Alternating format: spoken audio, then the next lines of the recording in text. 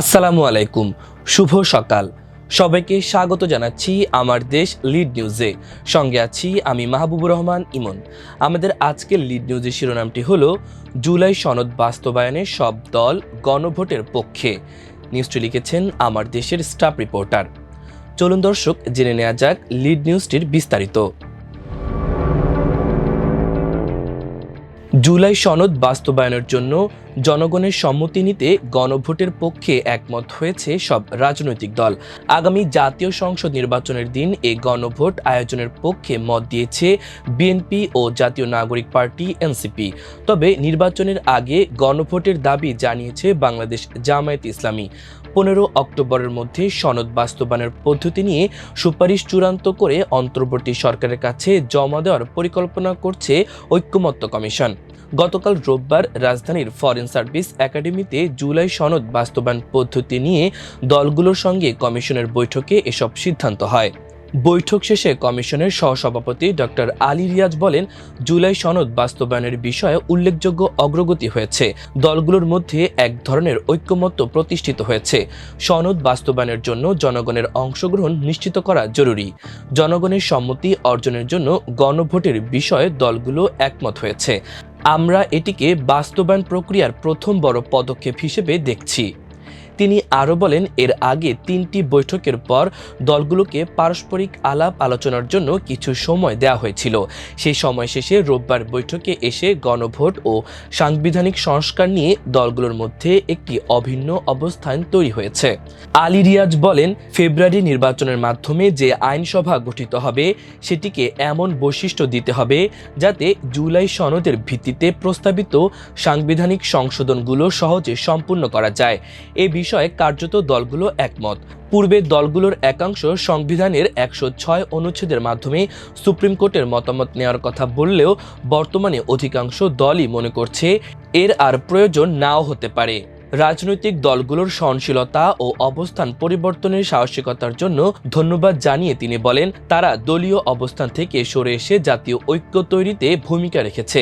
জুলাই সনদ বাস্তবায়নের ক্ষেত্রে এটা বড় ধরনের অগ্রগতি। আশা করি একটি সুনির্দিষ্ট সুপারিশ অন্তর্বর্তী সরকারের কাছে জমা দিতে পারব। প্রধান উপদেষ্টাকে বলেছি, আমরা 15 অক্টোবরের মধ্যে একটি মীমাংসায় আসতে পারব। আগামী বুধবার আবারও দলগুলোর সঙ্গে বৈঠক করা হবে জানিয়ে আলী রিয়াজ বলেন, আইনি ও সাংবিধানিক কাঠামো স্পষ্ট করার জন্য কমিশনের বিশেষজ্ঞ প্যানেলের সঙ্গেও পৃথকভাবে বৈঠক করার পরিকল্পনা রয়েছে। দলগুলোর সঙ্গে কমিশনের আলোচনার অগ্রগতি বিষয়ে গতকাল সকালে প্রধান উপদেষ্টা ডক্টর মোহাম্মদ ইউনূসকে অবহিত করা হয়েছে জানিয়ে তিনি বলেন, প্রধান উপদেষ্টা দ্রুততার সঙ্গে সুপারিশ চূড়ান্ত করার তাগিদ দিয়েছেন। কমিশন চূড়ান্ত প্রতিবেদন খুব শীঘ্রই জমা দেবে।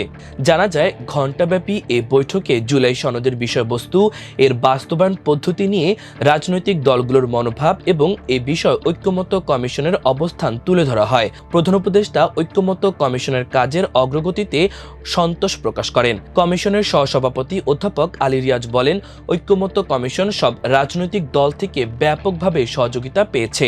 এছাড়া গণমাধ্যমও কমিশনকে অকল্পনীয় সমর্থন দিয়েছে। সনদে সই করার জন্য রাজনৈতিক দলগুলোর কাছে 2 জন প্রতিনিধির নাম চাওয়া হয়েছে জানিয়ে তিনি বলেন, জুলাই সনদে সই করার বিষয়ে 3/4 দলের কাছে নাম চাওয়া হয়েছে। অনেকে নাম দিয়েছে, অনেকে এখনো দেয়নি। যারা এখনো প্রতিনিধিদের নাম দেয়নি তাদের দ্রুত নাম জমা দিতে বলা হয়েছে। ঐক্যমত্য কমিশনের সঙ্গে গতকালের বৈঠকে বিএনপি, জামায়াত ইসলামী, এনসিপি, গণ অধিকার পরিষদ, গণসংহতি, সিপিবি, বিপ্লবী ওয়ার্কার্স পার্টি, এবি পার্টি সহ 28টি রাজনৈতিক দলের প্রতিনিধিরা অংশ নেন। কমিশনের সদস্যদের মধ্যে ছিলেন বিচারপতি Emdadul Haque, doctor Iftekharuzzaman, doctor Badiul Alam Majumdar, doctor Ayub Mia ও ঐক্যমত্য গঠন প্রক্রিয়ার যুক্ত প্রধান উপদেষ্টার বিশেষ সহকারী মনির হায়দার। বৈঠক শেষে বিএনপির স্থায়ী কমিটির সদস্য সালাউদ্দিন আহমদ বলেন, সংসদ নির্বাচনের দিন জুলাই সনদ বাস্তবায়নে গণভোট হতে পারে।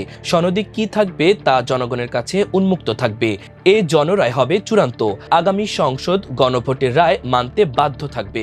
বিএনপির এ নেতা আরও বলেন, ঐক্যমত্য কমিশনের সনদ বাস্তবায়ন প্রক্রিয়ার ফাইনাল স্টেজে আমরা আছি। মোটামুটি চূড়ান্ত সিদ্ধান্ত হয়েছে, একমত হয়েছি। জুলাই সনদ বাস্তবায়নে অধ্যাদেশও জারি করা যেতে পারে। 106 অনুচ্ছেদের আওতায় বিচার বিভাগের পরামর্শ নেওয়ার দাবি থেকে সরে এসেছে বিএনপি। আমরা এখন জুলাই সনদ 2025 নামে অধ্যাদেশ জারি এবং তারপর গণভোটের পক্ষে।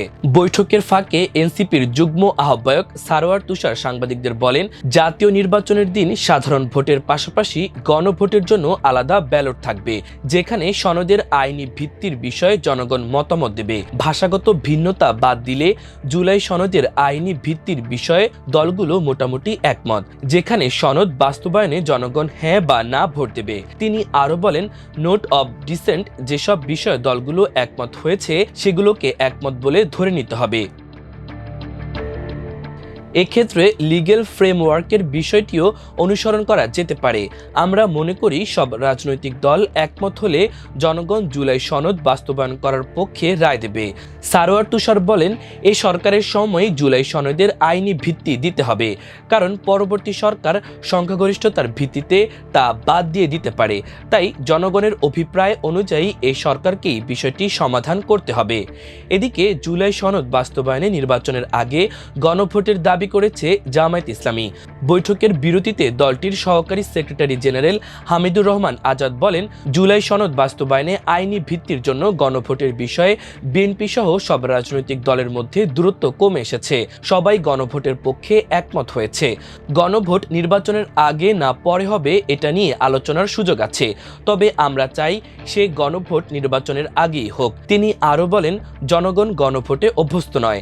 আমরা মনে করি নভেম্বর অথবা ডিসেম্বরে এটা করতে পারেন, তফসিলের আগেও করতে পারেন। গণভোট হয়ে গেলে ফেব্রুয়ারিতে নির্বাচন হতে কোনো ধরনের বাধা নেই। জনগণকে একটা জটিল অবস্থায় ফেলে না দিয়ে মহাপরীক্ষায় না ফেলে সহজভাবে এগোলে হয়, তাতে আমরাও বাঁচি, জাতিও বাঁচে। বিএনপির সঙ্গে কোনো দূরত্ব নেই উল্লেখ করে জামায়াতের এ নেতা বলেন, গণভোট হলে এটা কখনো চ্যালেঞ্জ করতে গেলে টিকবে না, পার্লামেন্টে এটাকে প্রত্যাখ্যান করতে পারবে না।